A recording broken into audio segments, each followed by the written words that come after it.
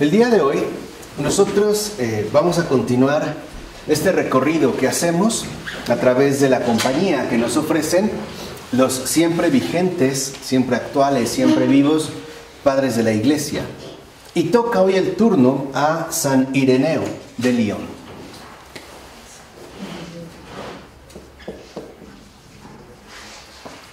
San Ireneo de Lyon. San Ireneo nació con gran probabilidad, lo más probable es que haya nacido entre los años 135 y 140 después de Cristo en la ciudad antigua de Esmirna, que hoy se conoce como Izmir, que se encuentra en Turquía. Entonces, más o menos estamos pues a mediados ya del siglo II, ¿no? Cuando aparece esta otra luz que ilumina al mundo. Ahí, en Esmirna, desde su juventud, fue alumno del gran obispo San Policarpo, quien a su vez fue discípulo del apóstol San Juan. Entonces, él digamos que viene justo de una importante escuela. No se sabe a ciencia cierta cuándo es que se trasladó de Asia Menor a la Galia, ¿no? Lo que hoy nosotros reconoceríamos ya como esta región francesa. Pero este viaje pudo haber coincidido con los primeros pasos que dio la comunidad cristiana de Lyon. Lo que sí es un hecho es que para el año 177 encontramos ya a San Ireneo formando parte del colegio de presbíteros, ¿no? Ya para el año 177. De hecho, se sabe con certeza lo anterior porque precisamente ese año San Ireneo fue enviado a Roma para llevar una carta de la comunidad cristiana de Lyon a el Papa Eleuterio, ¿no? En este momento, digamos, él es el que ocupa la sede petrina. Y algo también importante de mencionar es que en el caso de San Ireneo, esta misión romana, ¿no?, de llevarle la carta al Papa de parte de la comunidad cristiana de Lyon, evitó que San Ireneo padeciera la persecución que encabezara el emperador Marco Aurelio.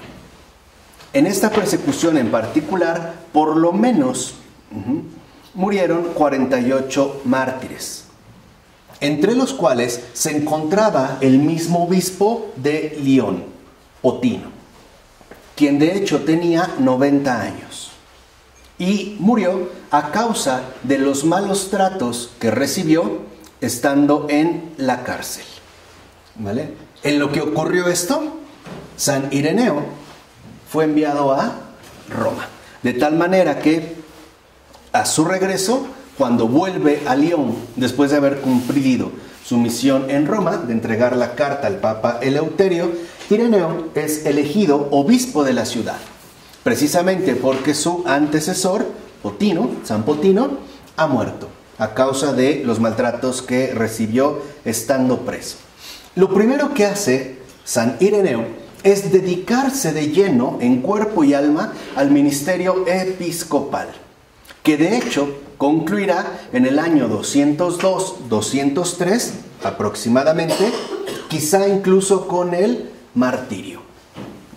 También, digamos, padecido por esta enorme luz. Así pues, lo primero que podríamos decir es que San Ireneo es un gran hombre. Es un gran hombre de fe.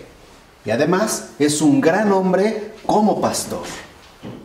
De hecho, como pastor, y esto es fundamental, él mostró 3 rasgos fundamentales.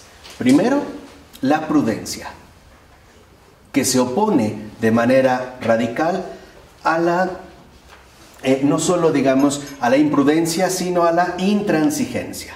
Segundo, riqueza de doctrina, que se opondría radicalmente a la ausencia de formación. Y tercero, el celo misionero, que se opondría radicalmente a ese confort estacionario en el que muchos pastores se instalan. Este es, digamos, como su rasgo fundamental. Pero al mismo tiempo fue un notable escritor, el cual tiene, digamos, en tanto escritor, busca sobre todo llevar a cabo dos finalidades. La primera, como lo habíamos visto, ¿no?, con el padre anterior, defender de los asaltos que los herejes hacen a la verdadera doctrina. Ese es uno. Y segunda, exponer con claridad los contenidos, es decir, las verdades de la fe. Entonces, para San Ireneo hay una especie de binomio que va como configurando su perfil fundamental: defender y exponer. Defender. Defender del error para exponer la verdad. Esta es su dinámica, ¿no? Limpiar y ofrecer, ¿no? Defender del error para poder exponer la verdad. De hecho, es justo a estas dos finalidades a las que responden las dos obras que quedan de él. Por una parte, los 5 libros que se conservan de su obra contra las herejías, tal cual, contra las herejías. Y la segunda, la exposición de la predicación apostólica, que también, de hecho, esta exposición de la predicación apostólica se puede considerar incluso como el más antiguo catecismo de la doctrina cristiana. Mientras que en contra las herejías o adversus a herejes hace esto, en la predicación, la exposición de la predicación apostólica justo se concentra en esto. Por ello es muy importante que si uno va a entrar en contacto con esta luminaria, ¿no?, lo haga de preferencia en ese orden. Primero leer adversus a herejes, contra las herejías, y después pasar a la exposición de la predicación apostólica. Así, al menos en este periodo, especialmente la segunda mitad del siglo II, San Ireneo aparece como el campeón de la lucha contra las herejías. Para San Ireneo, el defender y el exponer forma parte en general de la lucha cristiana. Y ojo, es una lucha cristiana que no solamente se va a reducir al ámbito eclesiástico, sino que también forma parte de la vida integral de cualquier creyente. Porque uno también tiene que aprender a defender del error a todos aquellos que se ven expuestos a él, incluido él mismo. Porque uno no está exento de caer en las tinieblas del error. Y por otra parte, a la evangelización. Exponer con claridad, es decir, con rectitud, o sea, con ortodoxia, las verdades de la fe. Ahora, un rasgo fundamental dentro de esta lucha cristiana que San Ireneo emprende y que podemos decir es una lucha permanente que no ha desaparecido, sino que se sigue manifestando de una o de otra manera a lo largo de los tiempos, incluido el mundo contemporáneo, es una amenaza que por lo general se le conoce como gnosis. La Iglesia, por ejemplo, del siglo II, estaba especialmente amenazada por la gnosis.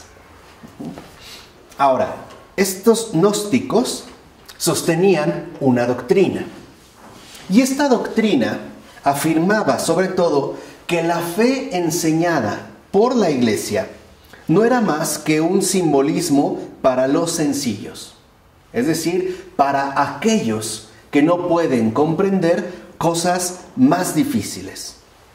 Por el contrario, los avanzados, o como les gustaba llamarse hasta la fecha, los iniciados, o sea, los intelectuales, que se llaman justo los gnósticos, serían los únicos capaces de comprender lo que se oculta detrás de esos símbolos.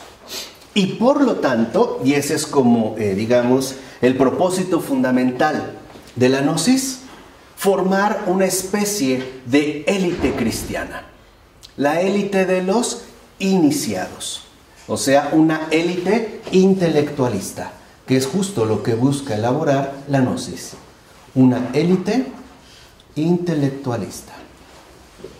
alcanzar alturas, ¿no?, intelectuales que solo unos pocos pueden llegar literalmente a adquirir, lo cual le da este efecto al mismo tiempo atractivo. El hecho de suponer que si uno se adhiere a la doctrina que ellos profesan, uno podrá encontrar en efecto un saber iluminado, ¿no?, un conocimiento elevado, que solo ciertamente se reservaría a unos cuantos, pero en definitiva no a todos, ¿no? En pocas palabras, la gnosis destila el aroma putrefacto de la arrogancia intelectual. Ese es como su aroma de seducción, ¿no? Ese es su perfume, esa arrogancia intelectual. Ahora, lo curioso es que este mismo planteamiento, ¿no?, este cristianismo, conste, no se consideraban ajenos al cristianismo, sino que se presentaban al interior precisamente de este cristianismo, se iba fragmentando cada vez más en diferentes corrientes, las cuales parecían destacar por la elaboración de pensamientos más y más extravagantes, pero al mismo tiempo más y más atractivos para muchos. Por ejemplo, un elemento común de estas diferencias, o mejor dicho, de estas diferentes corrientes, era el dualismo. Es decir, para los gnósticos se negaba la fe en el único Dios, Padre de todos, Creador y Salvador del hombre y del mundo. Fíjense, aquí vuelvo a repetir, para este dualismo, para esta corriente, ¿no?, se niega la fe en el único Dios. ¿Por qué? Porque para explicar el mal en el mundo, afirmaban que junto al Dios bueno existía un principio negativo. ¿Qué quiere decir? Dios no es el único creador de todas las cosas, sino que hay también otro principio creador.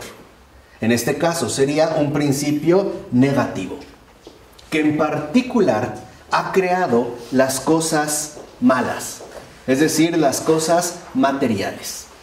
En síntesis, la materia.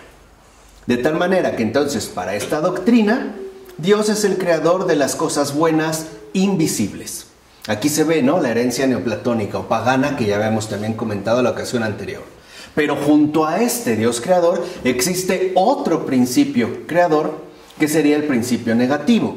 En este caso, por ejemplo, el demonio, al cual se le atribuye la creación de lo malo, es decir, de la materia. Digamos, es la línea fundamental que se conserva dentro de todas estas diferentes corrientes. Ahora, lo que hace San Ireneo es afrontar justamente esta herejía. Hoy nosotros muchas veces ni siquiera nos atrevemos a hablar de herejías. Quizá nos conformamos con hablar de errores, pero al final de cuentas siguen siendo herejías. Entonces, lo que hace San Ireneo, en primer lugar, es afianzarse firmemente en la doctrina bíblica de la creación. Y con ello, ¿no?, busca refutar el dualismo y sobre todo el pesimismo gnóstico, que tiende a degradar, a devaluar todas las realidades corporales. Quizá hay algo de gnósticos cuando nosotros, por ejemplo, asimilamos el diablo, el mundo, ¿y qué falta? Y la carne. Vamos en esa línea. El mundo como asociado al diablo. Y la carne también como con una especie de pátina diabólica. Al carajo eso. Eso es una vil mentira. El mundo no es del diablo, es del Señor. Y la carne también. Y más aún la carne. Incluso podemos decir que por excelencia la carne. Por eso, lo primero que hace San Ireneo, y que quizá muchos de nosotros nos vendría bastante bien no hacer el día de hoy, es reivindicar con decisión la santidad originaria de la materia. Eso es lo primero que reivindica San Ireneo, la santidad originaria de la materia, del cuerpo, de la carne, al igual que la santidad que posee el espíritu. Para San Ireneo, algo es fundamental. El espíritu y la carne, ambos, son realidades de santidad. Y esto se demuestra en el acto creador y único que Dios mismo ha realizado. Entonces, lo que hace justamente es San Ireneo mostrar que esta santidad originaria también le pertenece a la carne, al cuerpo y a la materia, lo mismo que al espíritu. No hay un dualismo ni realidades separadas, que como lo dijimos en la ocasión anterior, eso viene en todo caso de Platón. ¿No se acuerdan que lo habíamos mencionado? No es algo verdaderamente católico. Pero la aportación de Ireneo va mucho más allá. De hecho, en realidad, se puede decir que San Ireneo se presenta como el primer gran teólogo de la Iglesia. San Ireneo es en efecto el primer gran teólogo de la Iglesia, en el sentido de que es el que crea la teología sistemática. De hecho, el propio Ireneo hablará del sistema de la teología. Ahora, esto es importante. Cuando Ireneo, ¿no?, realiza justamente, ¿no?, este binomio para llevar a cabo su misión, habla de sistema de teología.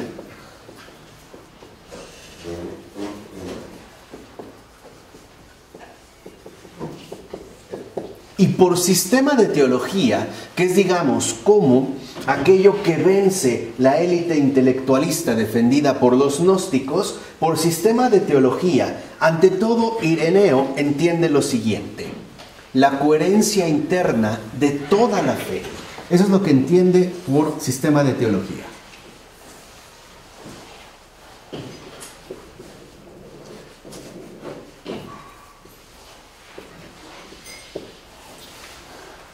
Para San Ireneo, la teología es la coherencia interna de toda la fe. Y esta coherencia interna de toda la fe es justamente lo que se encuentra en el centro mismo de su respectiva doctrina, es decir, la regla de la fe, y que no solo se trata de formular, sino ante todo de transmitir. De tal manera que el sistema de teología, en tanto coherencia interna de toda la fe, no solo involucra abordar la dimensión intelectual del creyente, sino que el sistema de teología, en tanto coherencia interna de la fe, apunta a una experiencia integral de vida.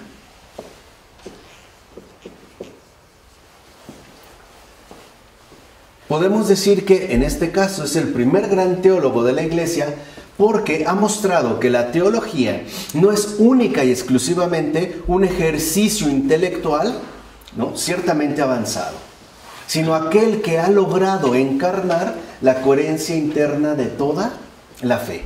En pocas palabras, teología no es un estudio netamente teórico, abstracto, nocional acerca de Dios. Teología es experiencia viva del Dios vivo. Ese es el teólogo.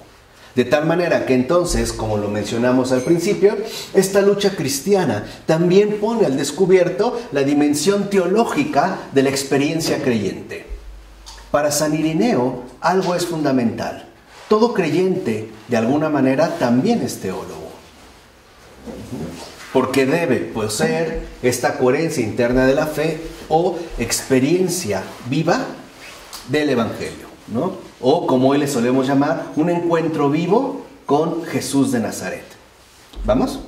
Y más aún, el pastor. Y todavía más, el obispo. El obispo es justo el que debe de manifestarse, en primer lugar, como el más y mejor preparado de los teólogos. El que logra precisamente transmitir esa experiencia integral de vida creyente.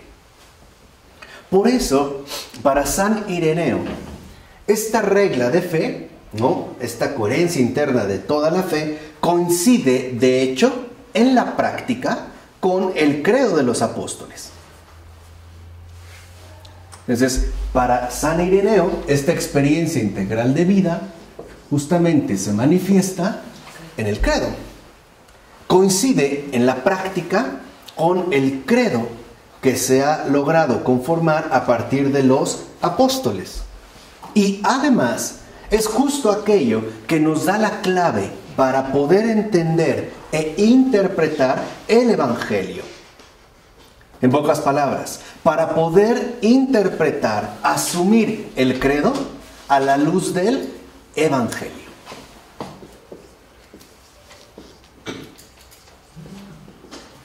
¿Qué es entonces un teólogo para San Ireneo?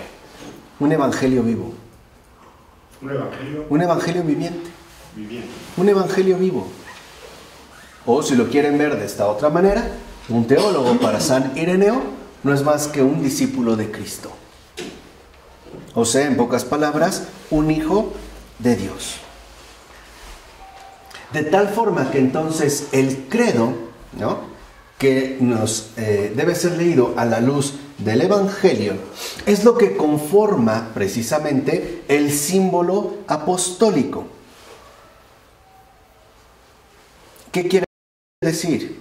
Que es una especie de síntesis del Evangelio, que nos ayuda a entender y a comprender qué quiere decir el Evangelio, y más aún, cómo debemos leer este mismo Evangelio.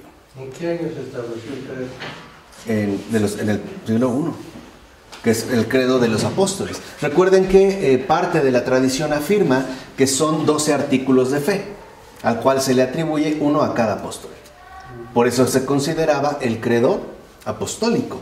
Ahora, aquí viene algo importante. Se habla del Evangelio.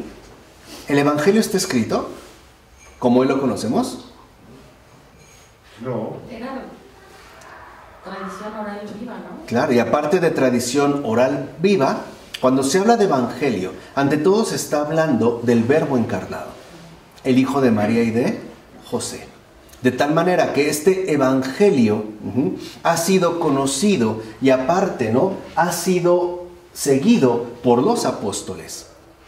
De tal manera que el credo apostólico, ¿no?, que nosotros solemos recitar en tiempos litúrgicos particulares, sobre todo ¿en qué? En Cuaresma y Pascua, ¿no? Cuaresma y Pascua, el credo de los apóstoles, es justo la clave fundamental para poder acceder al Evangelio, porque los apóstoles, en efecto, son los más grandes teólogos, puesto que son los poseedores de la experiencia integral de vida cristiana. Son aquellos que han encarnado la coherencia interna de toda la fe. Por eso los apóstoles juntos exponen el sistema de teología, el cual nos ha sido, por así decirlo, resumido a través de ¿qué? Del credo, ¿no? Este es, digamos, como la línea. Es más, no olvidemos que el Evangelio, ¿no? Acuérdense que Evangelio no lo entiendan como un libro impreso, ¿no? Evangelio literalmente es la buena nueva, ¿no? Es la palabra, el anuncio, el querigma, el acontecimiento de lo que ha ocurrido y que se ha experimentado en carne propia. Entonces, acuérdense que el Evangelio predicado por San Ireneo es el que ha recibido de San Policarpo, quien era, como dijimos, obispo de Esmirna, y que a su vez el Evangelio de San Policarpo se remonta al propio apóstol San Juan, de quien el propio Policarpo fue discípulo. Entonces, el Evangelio, en primer lugar, no es algo escrito, es algo vivo. Por eso, para San Ireneo, el Evangelio, como un acontecimiento vivo, no es otro más que Jesús de Nazaret.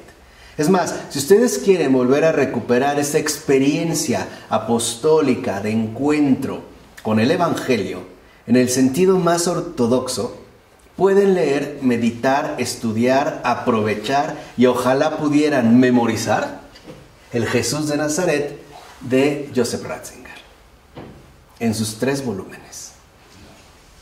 Se presta para estudiar, meditar, orar, santificarse, lo que quieran. Comenzando en ese orden. Aparte, Ya se publicó en un solo volumen. Bach acaba de publicar el Jesús de Nazaret en un solo volumen. Van a ser como 500, 600 páginas. No es mucho.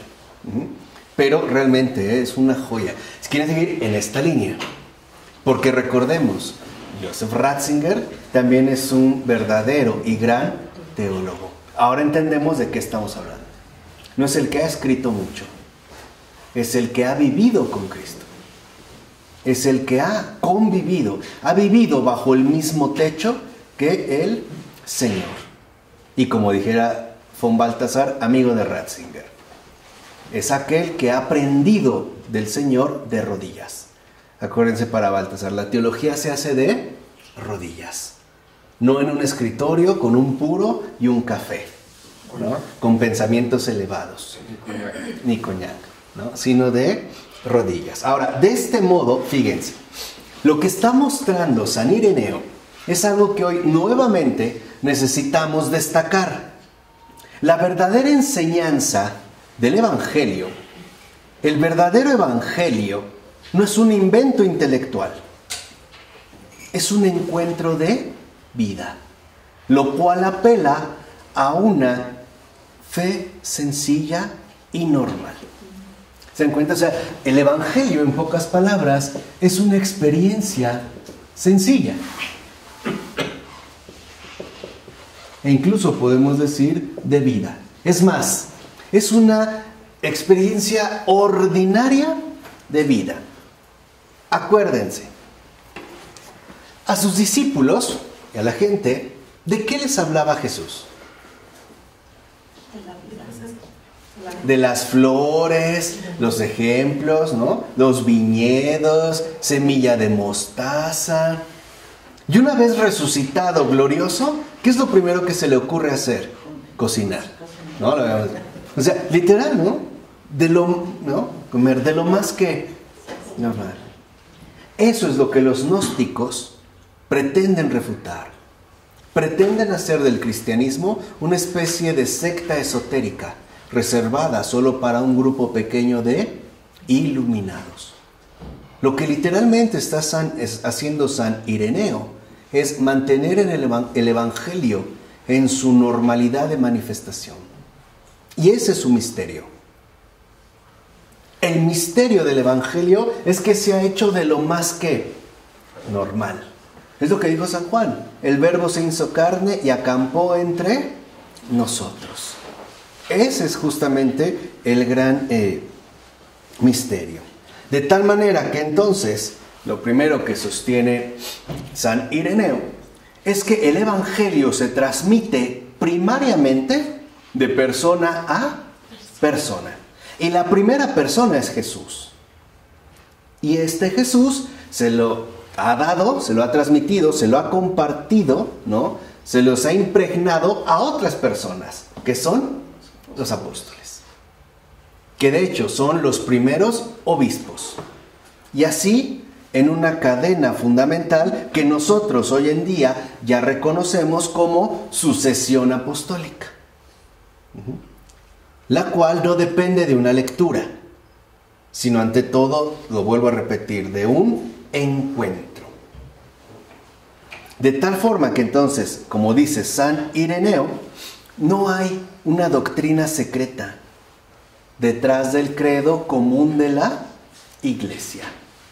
Dios literalmente no es, en este caso, ¿no?, elitista. Ha puesto todo a nuestro alcance, según nuestro propio modo. Acuérdense que esta fue la gran lucha intelectual que tuvo que superar nada más y nada menos que San Agustín.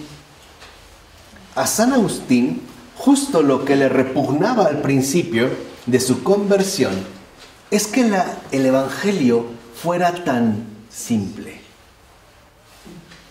tan tosco, que pudiera ser experimentado lo mismo por la gente más iletrada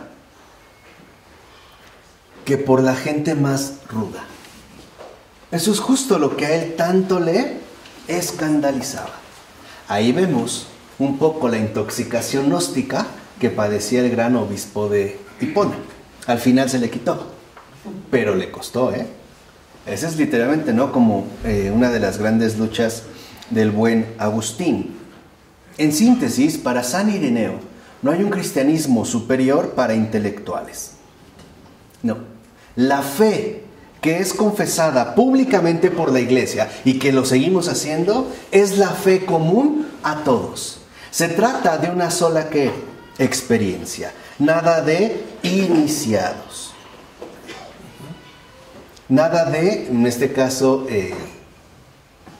grupos selectos para iniciar, ¿no?, como en grados de iniciaciones. Por ejemplo, a la manera de las logias masónicas, ¿no?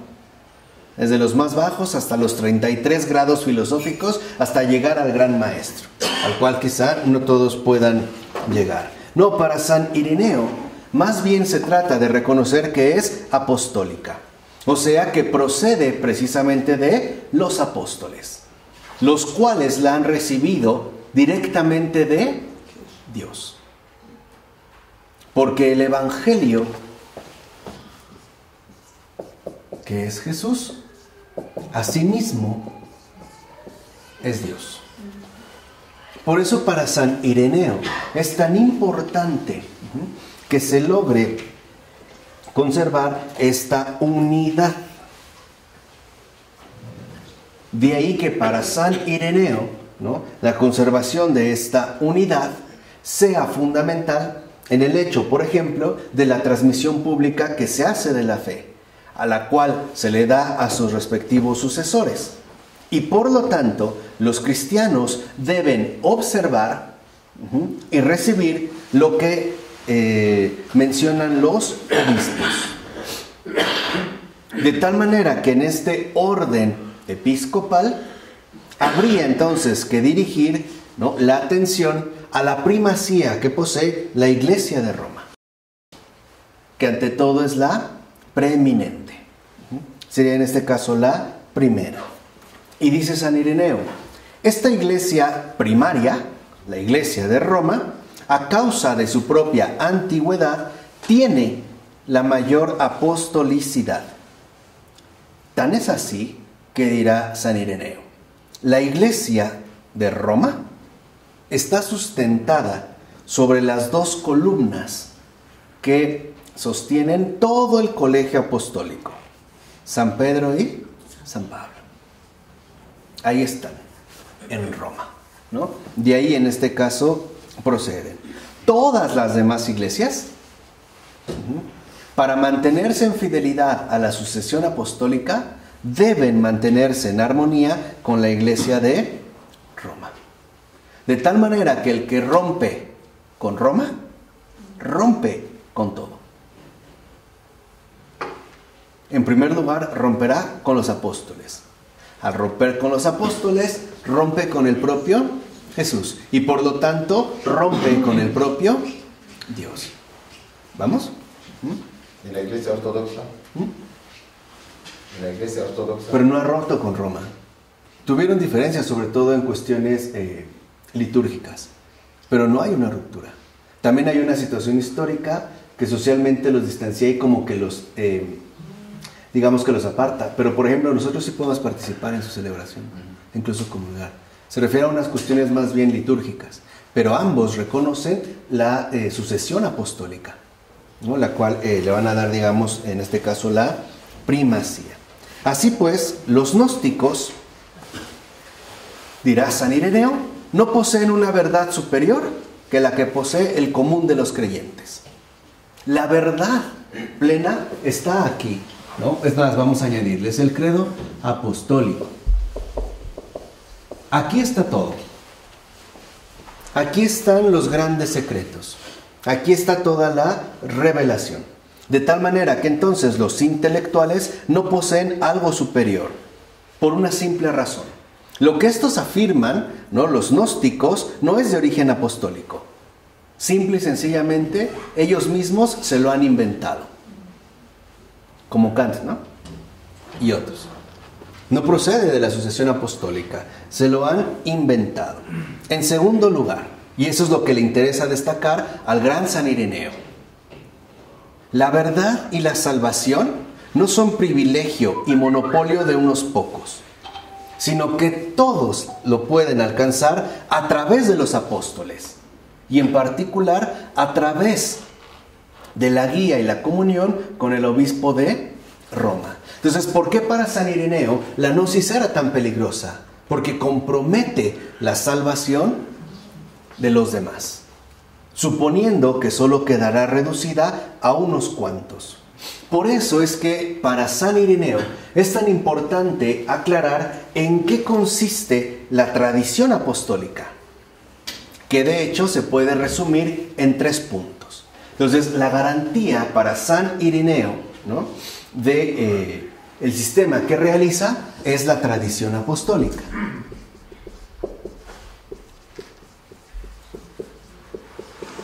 La cual, como dijimos, se puede exponer en 3 puntos. Primero, la tradición apostólica es pública. O sea, no es algo ni privado ni secreto. La tradición apostólica es pública. Y no hay otra enseñanza.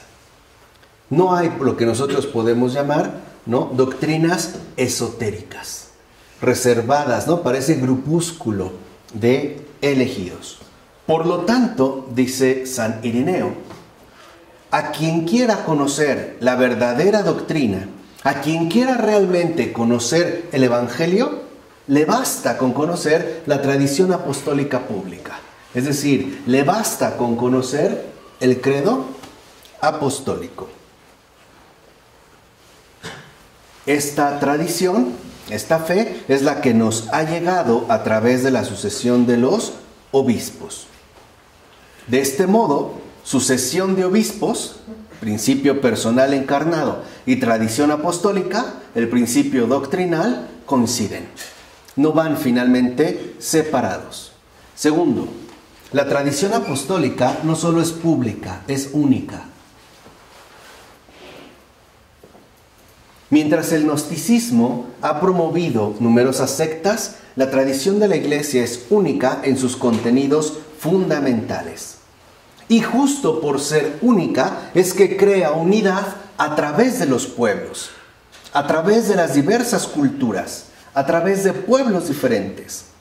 En pocas palabras, la tradición apostólica, por ser también única, es un contenido común como la verdad, a pesar de las diferencias que se den entre diversas lenguas y culturas. Entonces, la tradición apostólica, a pesar de los matices culturales que se posean o las diferencias, ¿no?, en idioma que se tengan, o en general, a pesar de las diferentes culturas que existen, la tradición apostólica crea unidad, unifica, porque el contenido del Evangelio es precisamente uno. De tal manera que entonces fomenta la unidad. Incluso dirá San Ireneo, porque aunque las lenguas del mundo difieran entre sí, aunque las culturas sean distintas entre sí, el contenido fundamental de la tradición es único e idéntico.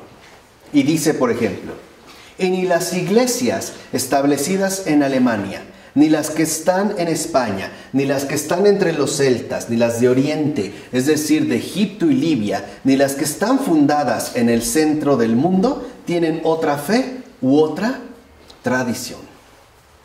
De tal manera que entonces unifica.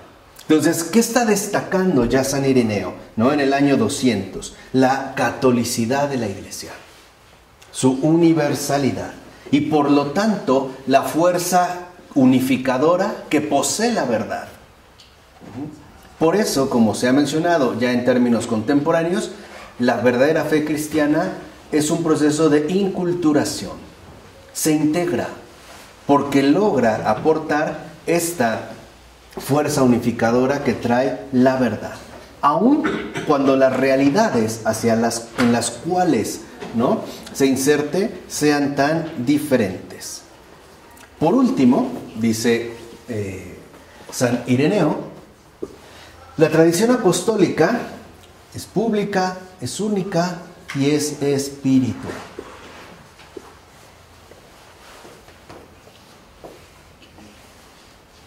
O sea, es guiada por el Espíritu Santo, por el neuma.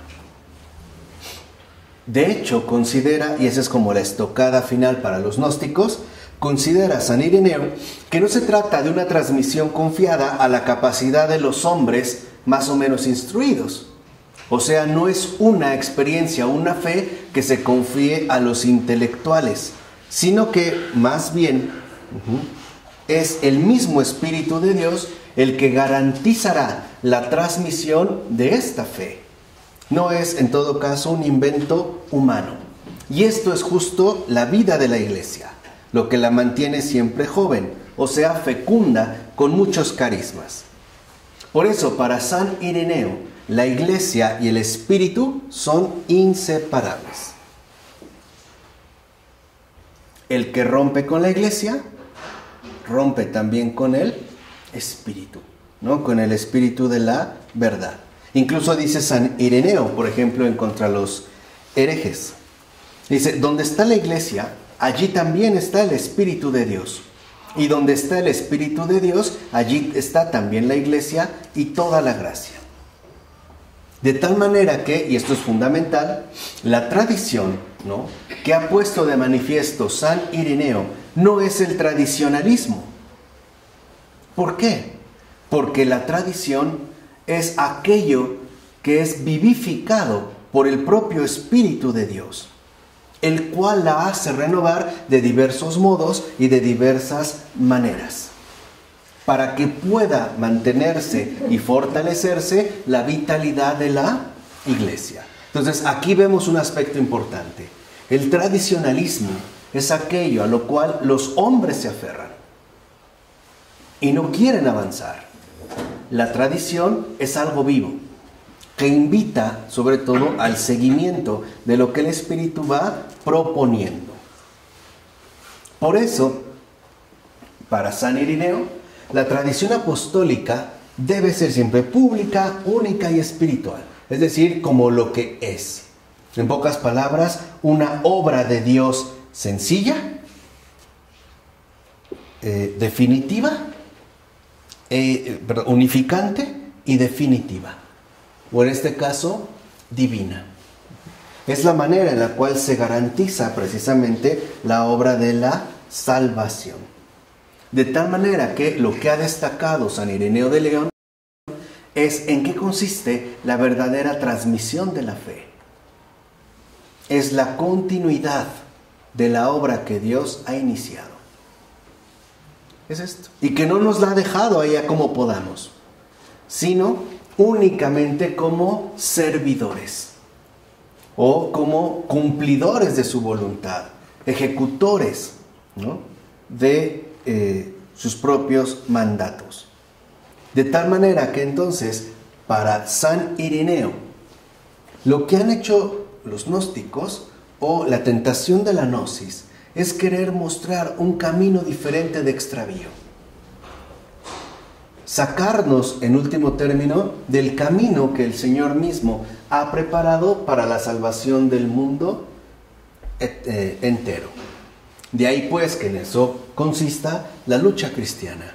No dejar que el error, ¿no?, gane territorio y exponer a la luz de la verdad cómo son, en este caso, las cosas. Por ello, como dice Joseph Ratzinger hacia terminar, lo que nos muestra, en pocas palabras, San Ireneo de León es un camino real de seguimiento.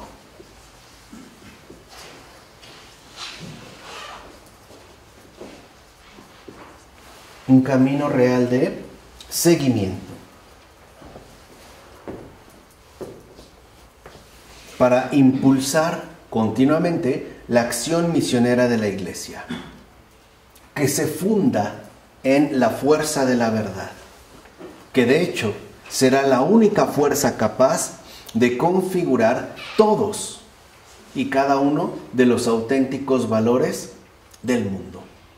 Por eso no habría que dejarse llevar por doctrinas seductoras, ¿no?, supuestamente secretas o reservadas, ¿no?, para unos pocos.